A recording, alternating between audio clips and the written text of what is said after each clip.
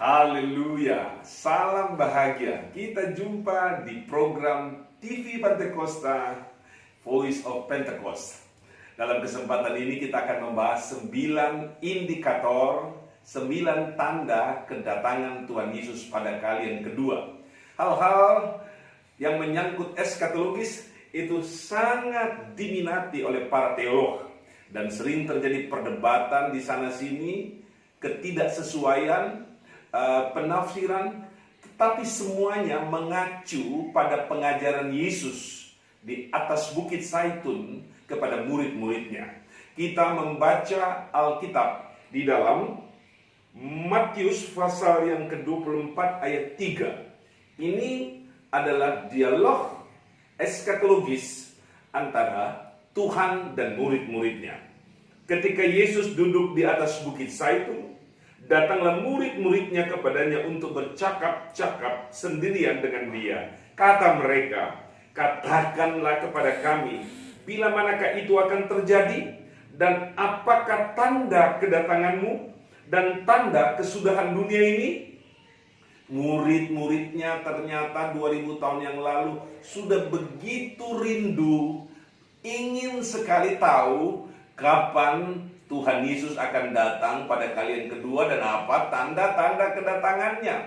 Minat dan hasrat itu ada pada semua pengkhotbah, penginjil, teolog di akhir zaman ini. Mereka ingin cari tahu apa tanda-tanda kedatangan Yesus dan tanda-tanda kesudahan dunia ini. Dan Yesus memberikan jawaban dengan 3 intisari. Yang pertama, tanda-tanda atau peristiwa-peristiwa fisik. Yang kedua, tanda-tanda atau peristiwa psikis dan moral. Dan yang ketiga, tanda-tanda atau peristiwa-peristiwa spiritual yang akan terjadi di muka bumi ini. Namun dalam kesempatan ini saya akan membahasnya dengan 9 indikator yang terambil dari 3 intisari tanda kedatangan Yesus menurut ajaran Yesus sendiri. Yang pertama dari 9 indikator ini, indikator alam. Apa yang akan terjadi pada alam semesta? Kita bagi lagi dalam 3 bagian. Yang pertama, yang terjadi pada darat, pada bumi tempat kita tinggal. Kita membaca Alkitab dalam Matius pasal 24 ayat 7 dan 8. Sebab bangsa akan bangkit melawan bangsa dan kerajaan melawan kerajaan. Akan ada kelaparan dan gempa bumi di berbagai tempat. Akan tetapi semuanya itu barulah permulaan penderitaan menjelang zaman baru. Tuhan Yesus menegaskan bahwa akan terjadi gempa bumi.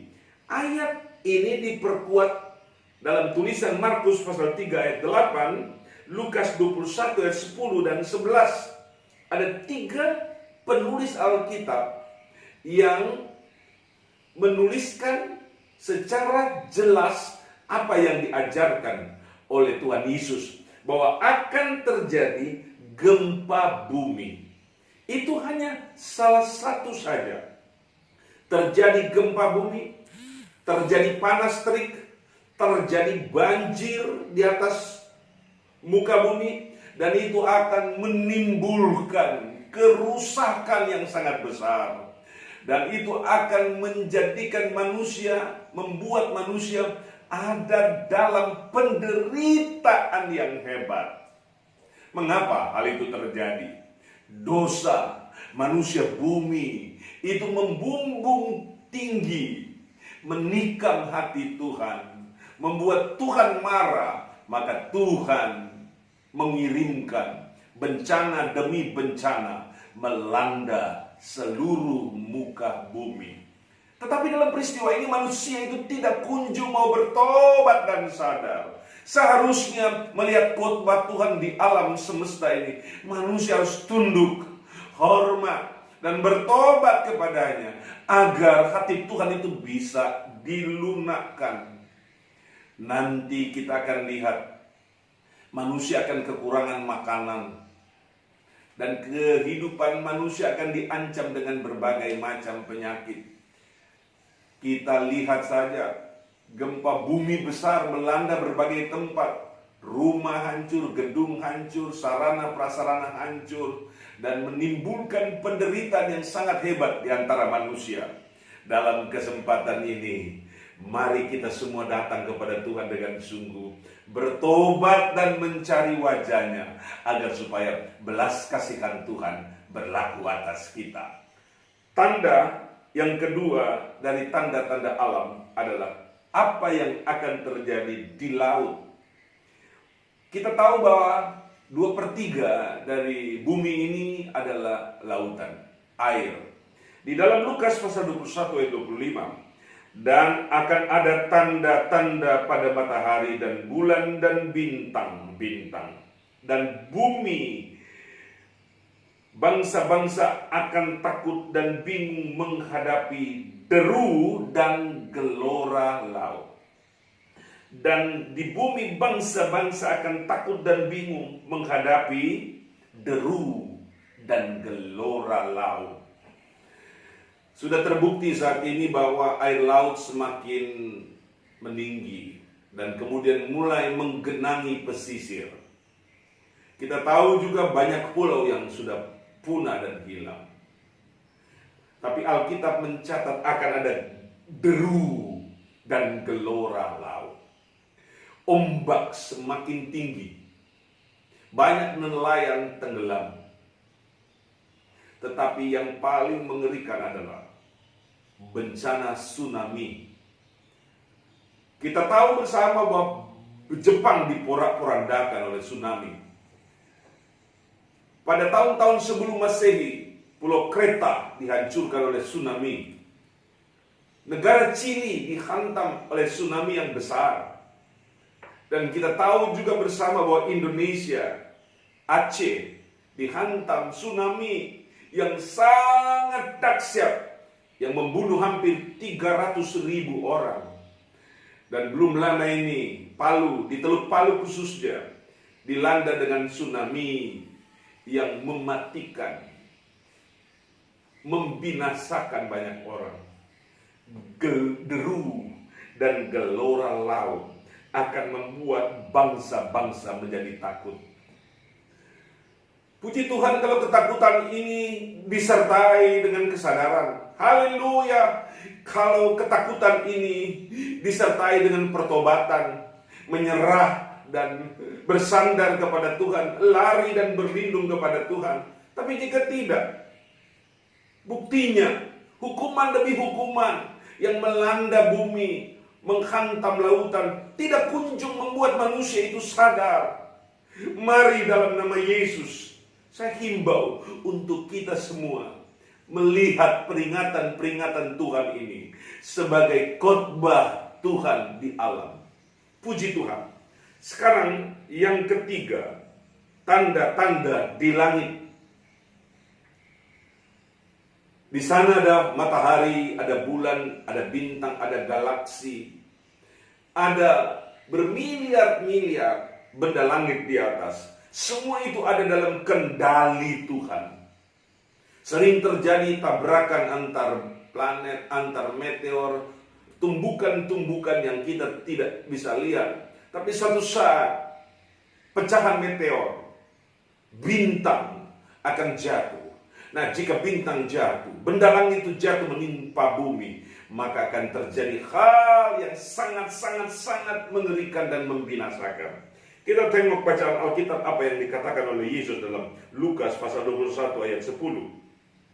Ia berkata kepada mereka, bangsa akan bangkit melawan bangsa dan kerajaan melawan kerajaan. Dan akan terjadi gempa bumi yang dahsyat.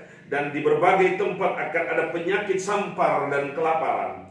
Dan akan terjadi juga hal-hal yang mengejutkan dan tanda-tanda yang dahsyat dari langit.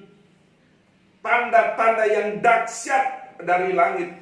Ini adalah ucapan Yesus sendiri. Jadi tidak mungkin Ia tidak melaksanakannya. Dia yang berucap, Dia yang mengajar, Karena dia adalah Tuhan sang pencipta langit, bumi, dan segala isinya. Dia juga yang akan melakukan hal itu. Kita lihat juga di dalam Lukas pasal yang ke-21 ayat 25. Dan akan ada tanda-tanda pada matahari dan bulan dan bintang. Dan di bumi bangsa-bangsa akan takut dan bingung menghadapi deru dan gelora laut. Orang-orang mati ketakutan karena kecemasan berhubung dengan segala apa yang menimpa bumi ini. Sebab kuasa-kuasa langit akan goncang. Dalam catatan Alkitab ini, Tuhan Yesus berkata sendiri, orang akan mati ketakutan. Karena peristiwa-peristiwa langit yang dahsyat, yang mengerikan, yang menggentarkan, di mana ilmu, pengetahuan, dan teknologi tidak akan bisa menyetopnya. Kecanggihan manusia berpikir dan kemampuan manusia tidak akan mampu membuat berhenti semua peristiwa-peristiwa langit yang sangat mengerikan itu. Maka dalam Matius pasal 24 ayat 29 sama dikatakan, sesudah siksaan pada masa itu, matahari akan menjadi gelap dan bulan tidak bercahaya lagi, dan bintang-bintang akan berjatuhan dari langit, dan kuasa-kuasa langit akan goncang. Alkitab tulis, matahari akan menjadi gelap. Manusia tidak akan lagi mendapatkan pasokan sinar matahari yang cerah. Akan timbul berbagai macam penyakit, dan semua tumbuhan tidak lagi mendapatkan sinar matahari, sehingga proses fotosintesis, proses yang terjadi di dalam daun dan buah tidak terjadi lagi. Maka akan terjadi kemusnahan tanaman, dan akhirnya berimbas kepada ketiadaan makanan. Berikut akan terjadi juga bahwa bulan tidak bercahaya lagi, akan gelap. Sesungguhnya ini adalah peristiwa yang sudah dirancang Tuhan pada akhir zaman. Ini adalah imbas dari amarah Tuhan, sebab manusia tidak mau bertobat dari dosa-dosanya. Dan sebagai ayat penutup, saya baca dalam Matius 24 ayat 30. Pada waktu itu akan tampak tanda Anak Manusia di langit, dan semua bangsa di bumi akan meratap, dan mereka akan melihat Anak Manusia itu datang di atas awan-awan di langit, dan dengan segala kekuasaan dan kemuliaannya. Haleluya. Ternyata di ujung dari semua peristiwa-peristiwa yang terjadi di atas bumi, yang terjadi di lautan, dan yang terjadi di langit, terjadi kegoncangan dan kekacauan luar biasa. Di situ manusia itu tahu bahwa ada Tuhan yang menciptakan langit, bumi, dan segala isinya, dan ada Tuhan yang menciptakan manusia. Tetapi ini adalah puncaknya. Tuhan Yesus akan datang di atas awan-awan. Semua manusia akan meratap. Mereka menangis, tapi semua sudah terlambat. Sudah terlambat. Untuk itu lebih baik kita bertobat sekarang untuk kita menerima keselamatan.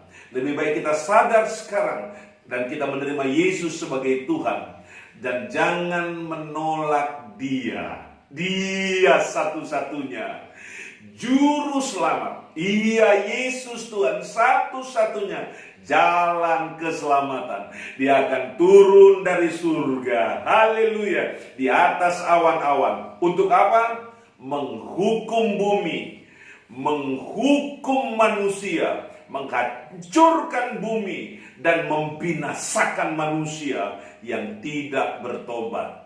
Tetapi berita baiknya untuk kita ialah Dia datang menjemput kita semua. Kita terbang dan kemudian ketemu Yesus di awan-awan. Kemudian kita hidup bersama-sama dengan Dia selama-lamanya. Puji Tuhan, takutlah akan Tuhan, tetaplah setia, tetaplah beriman. Tuhan Yesus memberkati kita semua. Kita akan ikuti nanti poin kedua dari 9 indikator kedatangan Tuhan. Haleluya. Amin. Haleluya. Shalom. Salam bahagia. Mari bergabung bersama dalam pelayanan yang luar biasa TV Pantekosta, Voice of Pentecost. Untuk itu, jangan lupa subscribe, share, komen, dan like untuk maju bersama, melayani bersama. Tuhan memberkati. Amin.